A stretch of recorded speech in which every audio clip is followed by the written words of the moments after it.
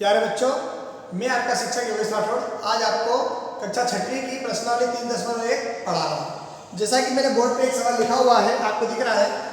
पहला सवाल हमें दिया गया है, निम्नलिखित संख्याओं के सभी गुणनखंड लिखिए। गुणनखंड यानी कि उसके टुकड़े करना है। तो हमें पहली संख्या दी गई है 24। तो 24 के टुकड़े यानी कि गुणनखंड यानी कि हमको बताना है कि 24 किस किस के पहाड़े में आता है, किस किस से विभाजित करने पर 24 विभाजित हो जाएगा।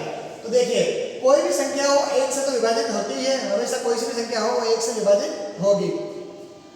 तो पहले तो हमारा आ जाएगा 1, उसके बाद 24 किसके पहाड़े में आता है, 2 के पहाड़े में 2 से भी विभाजित हो जाता है 24, 3 से भी विभाजित हो जाएगा, 4 से भी हो जाएगा, 6 चौक 24, 8 के 24, 12 दूना 24 और 24 से भी 24 विभाजित होगा। इस प्रकार इसके टुकड़े क्या हो जाएंगे, 1 2 3 4 6 8 12 24। ये 24 की क्या है, गुणनखंड। इसी प्रकार दूसरा हमें दिया गया है 15। और 15 के गुणनखंड क्या है, एक तो आएगा ही और 15 भी आएगा, और बाकी क्या है 3 और 5। तो इस प्रकार 1 3 5 और 15। इसी प्रकार 21 का 1 3 7 और 21। आपको समझ में आ गया होगा। अब हम देखते हैं प्रश्न नंबर 2। निम्न संख्याओं के प्रथम 5 गुणज लिखिए। गुणज बोले तो हमें उस संख्या का पहाड़ा ही लिखना है। गुणनखंड बोले तो वो किससे विभाजित होगा, और गुणज बोले तो हमको उसका पहाड़ा लिखना है। यानी देखिए, पहला सवाल दिया गया है हमें 5, दूसरे का पहला। तो 5 के प्रथम 5 गुणज क्या होंगे, हमें 5 का पहाड़ा लिखना है। तो 5 10 15 20 और 25, ये हमारे 5 के गुणज हो गए 5। इसी प्रकार हमें दूसरी संख्या दी है 8।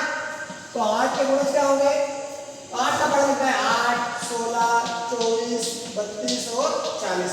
ठीक है, ये हमारा 8 का गुणज हो गया। इस प्रकार अगला है जो 9 का, तो 9 का पहाड़ा हमें 5 बार लिखना है।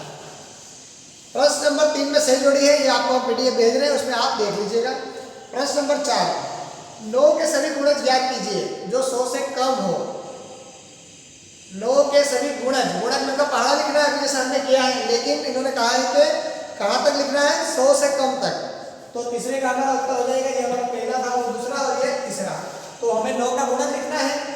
तो 9 का गुणज होगा 9 18 9 के 27 9 चौक 36 9 पंजे 45 9 छंगी 54 9 7 63 9 8 72 9 9 81 और 9 10 90। लेकिन हमें कहा गया है 100 से कम तक। तो अगर हम इस पहाड़े को आगे बढ़ाएं तो 99 भी आ सकता है, क्योंकि ये भी 100 से कम है। ठीक है, ये हमारे 3.1 समाप्त हो गई है। अब हम देख रहे हैं 3.2। 3.2 में हमें बताया गया है कि बताइए, पहला प्रश्न दे रखा है 3.2 का। पहला प्रश्न दिया गया है कि बताइए कि किन्हीं दो संख्याओं का योग सम होगा या विषम। हमें पूछा गया है कि दो संख्या आपके पास है, उनका योग सम होगा या विषम। लेकिन किस किस का पूछा है, तो पहले हमें दिया गया है विषम संख्या और दूसरे में हमें दिया गया है सम संख्या। तो हम दोनों आपको प्रैक्टिकल के माध्यम से समझा देते हैं हल करके। वो पूछ रहे हैं कि अगर दो विषम संख्या है, ए वाले में कि दो विषम संख्या है तो उसका योग क्या होगा। अब विषम संख्या और सम संख्या किसे बोलते हैं, तो सम संख्या हमारा 2 का पहाड़ा से आप समझ सकते हैं, 2 4 6 8 10 12 14 16 18 20, ये हमारी सम संख्या है। और विषम क्या होती है, 1 3 5 7 9, ये हमारी क्या है, विषम संख्या है। ठीक है, अब हम देखते हैं, पहले हमें पूछा गया है कि दो विषम संख्याओं का योग क्या होगा, सम होगा या विषम। तो विषम संख्या मान लो हम ले लेते हैं 3 और 7, दोनों विषम संख्या है, इनको हम जोड़ते हैं तो क्या आता है 10। 10 क्या है, एक सम संख्या है, यानी कि विषम संख्या का योग क्या आएगा, हमारा सम संख्या आएगा। और बी वाले में हमें पूछा गया है दो सम संख्या का योग क्या होगा। अब सम संख्या मान लो हम लेते हैं 2 + 4, ये सम है, तो इनका योग आया हमारा 6। तो 6 भी हमारा क्या है, सम संख्या। यानी कि अगर हम दो विषम संख्याओं को जोड़ेंगे तो भी हमारे पास सम आएगा, और दो सम संख्याओं को जोड़ेंगे तो भी उत्तर सम आएगा। प्रश्न नंबर 2 में सत्य सत्य है, या पीडीएफ में से करेंगे। प्रश्न नंबर 3 में कहा गया है संख्या 13 और 31 अभाज्य संख्या है। इन दोनों संख्याओं में 2 अंक 1 और 3 है। ठीक है, 100 तक की संख्याओं में से ऐसे अन्य सभी युग्म ज्ञात कीजिए। देखिए, अभाज्य संख्या और भाज्य संख्या किसको बोलते हैं। अभाज्य संख्या वो होती है जो 1 से और केवल उसी खुद की संख्या से विभाजित होती है। जैसे कि मान लो इन्होंने दिया है 13, आप देखिए कि 13 जो है 1 से तो सभी संख्या विभाजित हो 13 से जाएगा, 13 1 13। इसके अलावा ये किसी भी संख्या से विभाजित यानी कि किसी भी पहाड़े में ये नहीं आएगा। तो ये क्या है? अभाज्य संख्या है। तो हमें क्या करना है? हमें संख्या 13 और 31 जिस प्रकार अभाज्य उस प्रकार से 100 संख्याएं तक हमको बताना है। 100 तक की संख्या के बीच में कितने आते हैं? 3 संख्या हमको ऐसे ही बताना है। ठीक है, तो आप इसका उत्तर देखते हैं।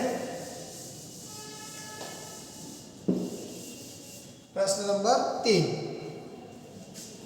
तो देखिए, एक तो हमारा हो जाएगा 17 और 71। ठीक है, 17 और 71 जो संख्या है हमारी, ये भी हमारी क्या है? अभाज्य संख्या है। दूसरा हमारा हो जाएगा 97 और 79, ये भी हमारा क्या है? अभाज्य संख्या है। और तीसरा हमारा हो जाएगा 37 और 73। तो हमारा तीसरे का उत्तर क्या हो गया? 17 और 71, 97 और 79 और 37 और 73। 100 तक का ही पूछा है, इसलिए हम आगे इसको हल नहीं करेंगे। अब प्रश्न नंबर 4, 20 से छोटी सभी अभाज्य और भाज्य संख्या अलग अलग लिखिए। 20 से छोटी, ठीक है। तो पहले हम प्रश्न नंबर क्या है हमारा? 4। 20 से छोटी संख्या सभी लिख लेते हैं हम लोग। 1 2 3 4 5 6 7 8 9 10 11 12 13 14 15 और यहाँ पर 16 17 18 19। ठीक है, 20 से छोटी लिखना है तो हम 20 को नहीं लिखेंगे, 19 तक ही लिखेंगे। ठीक है। अब यहाँ पर देखिए भाज्य और अभाज्य, तो जो हमारा एक होता है वो तो ना भाज्य में गिनते हैं और ना अभाज्य में। ठीक है, तो एक को हम लोग इसमें काउंट नहीं करेंगे। अब हम देखते हैं भाज्य संख्या। भाज्य संख्या किसको बोलते हैं? अभी मैंने समझाया था आपको कि जो 2 से विभाजित होगी, नहीं सॉरी, भाज्य संख्या वो होगी जो खुद से भी विभाजित होगी और दूसरे किसी भी संख्या के पहाड़े में आएगी, यानी कि अपने अलावा और भी किसी पहाड़े में आएगी।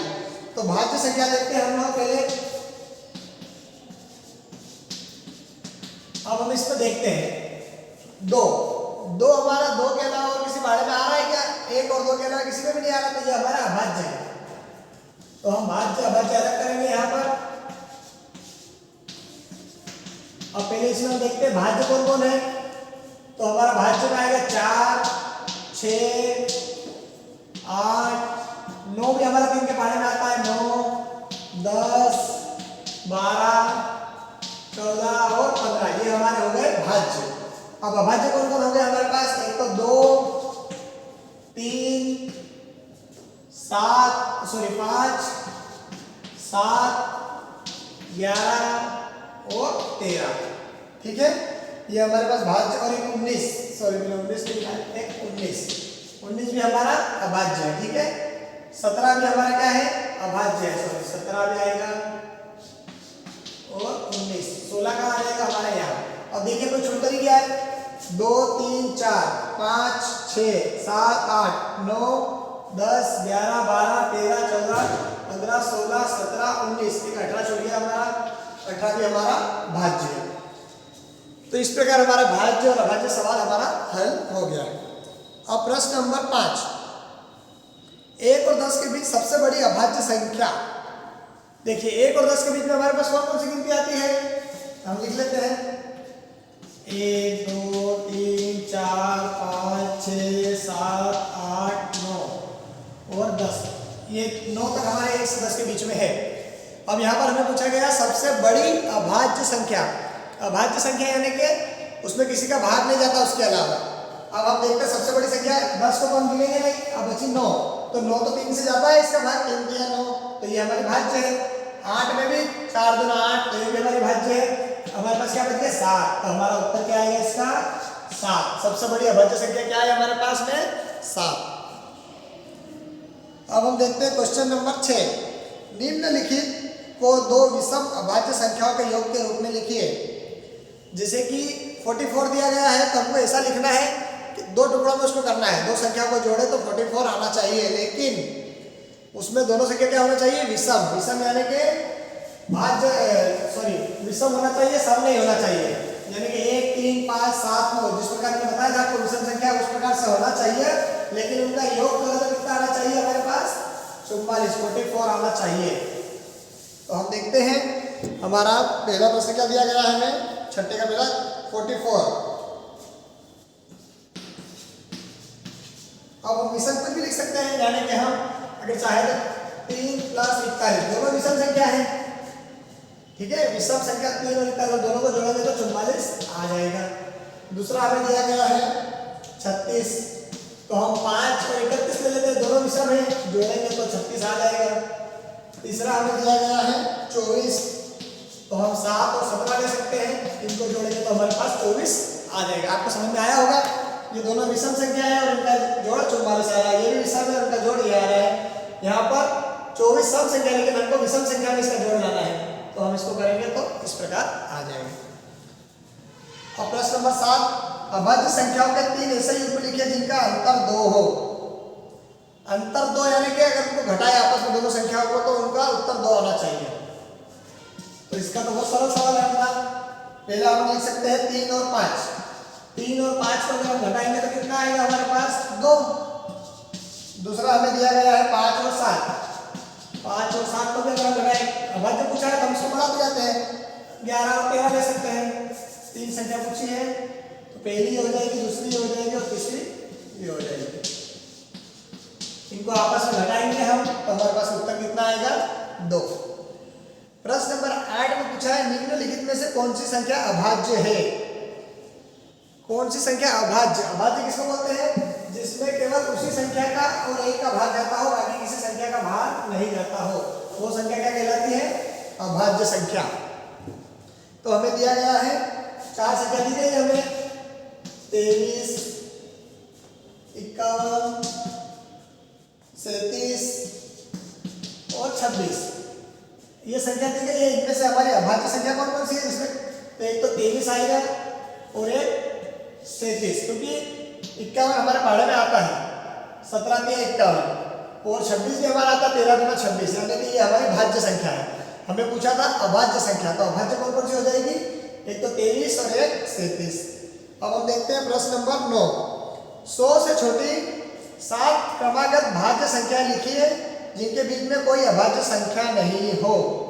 7 संख्या हमें क्रम से लिखना है, क्रम यानी कि जैसे कि 1 2 3 4 5, बीच में क्रम टूटना नहीं चाहिए, इस प्रकार से लिखना चाहिए, और बीच में कोई अभाज्य संख्या नहीं हो, सभी क्या होना चाहिए, भाज्य होना चाहिए।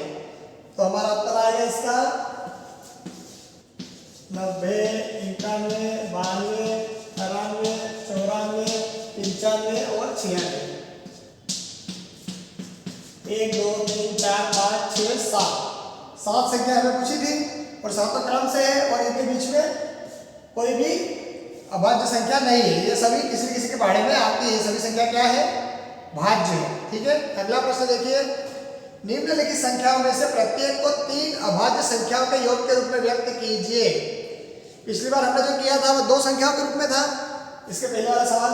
अब हमें क्या करना है, 3 संख्याओं के रूप में लिखना है, 3 संख्याओं के रूप में और अभाज्य संख्या होने चाहिए तीनों। तो एक पहले दे रखा है हमें 21, इसको हम लिख सकते हैं 8 + 7 + 11। दूसरा हमें दिया गया है 31, इसको हम लिख सकते हैं 3 + 11 + 17। आपको समझ में आ गया होगा, इस बार हमें 3 टुकड़े करना है और तीनों को अगर जोड़े तो क्या आना चाहिए, इसमें 31 आना चाहिए और इसमें 21। ठीक है, आपको समझ में आया होगा। अब अगला देखते हैं प्रश्न नंबर 11, 20 से छोटी अभाज्य संख्याओं के ऐसे 5 युग्म लिखिए। 20 से छोटी अभाज्य संख्याओं के ऐसे 5 युग्म लिखिए जिनका योग 5 से विभाज्य हो। मतलब अभाज्य संख्याओं का अपने को योग बताना है, लेकिन वो 5 से भाग भी जाना चाहिए। ठीक है, तो देखिए इसको भी हम देख लेते हैं। प्रश्न नंबर हमारा 11, देखिए हम यहाँ पर अभाज्य संख्या लेना तो 2 भी अभाज्य है, 3 भी अभाज्य है, दोनों को जोड़ेंगे तो 5, और 5 में अगर 5 का भाग देंगे तो 5 से विभाजित हो रहा है, यानी कि हमारा एक उत्तर तो ये हो गया। दूसरा हम लिख लेंगे 5 + 5, 5 भी अभाज्य संख्या है, इनका योग आएगा 10, 10 में भी 5 का भाग जाता है, 5 × 10। तीसरा हम लिखेंगे 2 + 13 यानी कि 15, 15 भी 5 के बारे में आता है। एक हम लिखेंगे 3 + 17, 20 भी हमारे 5 के बारे में आता है। एक हम लिखेंगे 7 + 13, ये भी 20 और 20 हमारे पाँचवें पाढ़े में आता है। इस प्रकार हमारा 3.2 भी समाप्त हुआ। इसमें जो खाली स्थान है उसकी हम आपको PDF भेज रहे हैं। तो आज हमने 3.1, 3.2 पढ़ा है, बाकी हम अगले वीडियो में करेंगे। धन्यवाद।